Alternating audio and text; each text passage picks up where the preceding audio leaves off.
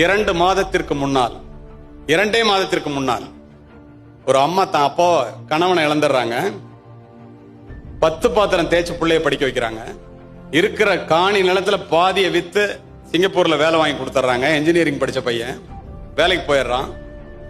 கல்யாணம் பண்ணிக்கடா, பேரப்பிள்ளைய பார்த்துட்டு செத்து போறேன்னு கெஞ்சுறாங்க.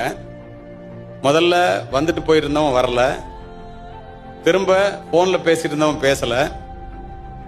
படாத பாடுபட்டு ஃப்ரெண்ட் கிட்ட நம்பரை வாங்கி பேசி வர சொல்றாங்க. நான் வந்தா நான் சொல்றத கேட்பியாங்கிறான்.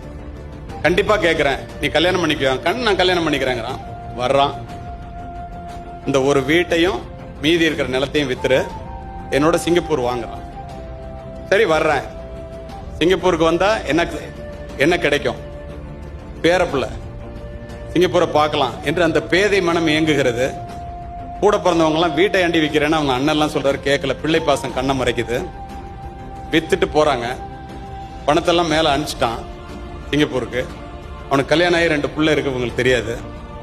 விமான நிலைய வாசல்ல வந்து உட்கார வச்சுட்டு டிக்கெட் எடுத்துட்டு வரேன் சிங்கப்பூருக்கு, இங்கேயே உட்காருமான்னு சொல்லிட்டு போறான். எப்படி அமைதியாயிட்டீங்க பாத்தீங்களா? உள்ள போனவன் வரவே இல்லை. 7:30 உட்கார வைக்கிறான். 8:30, 9:30, 10:30. இமிகிரேஷன் ஆபீசர் வெளியில கேமரால பார்த்துட்டு ஒரு லேடி மட்டும் உட்காந்துருக்கிறத பார்த்துட்டு, ஏமா உட்காந்துருக்கேன்னு கேட்கிறேன். என் புள்ள டிக்கெட் எடுக்க போயிருக்கான், காஃபி வாங்கிட்டு வந்து கொடுக்குறாரு, புள்ள பசியோட இருப்பான்ப்பா, அவனுக்கு போய் கொடுப்பா, பசி தாங்க மாட்டான். ஏர்போர்ட் ஆபீசர்கிட்ட போய் சொல்றாரு, பேர் என்னமாங்கிறாரு, சண்முக சுந்தரம். போய் பார்த்தா 9:30 மணி பிளைட்லயே போயிட்டான். மணி 12:30. இந்த அம்மா டிக்கெட் எடுத்துட்டு வருவான்னு உட்காந்துருக்கு. தாயை தவிக்க விட்டு விட்டு போய்விட்டான் என்பதை அறிந்து கொண்ட பிறகு நேரா வீட்டுக்கு போனிச்சு, மண்ணெண்ணெய் ஊதிச்சு நெருப்பு வச்சு. இது எதற்காக சொல்லுகிறேன் தெரியுமா?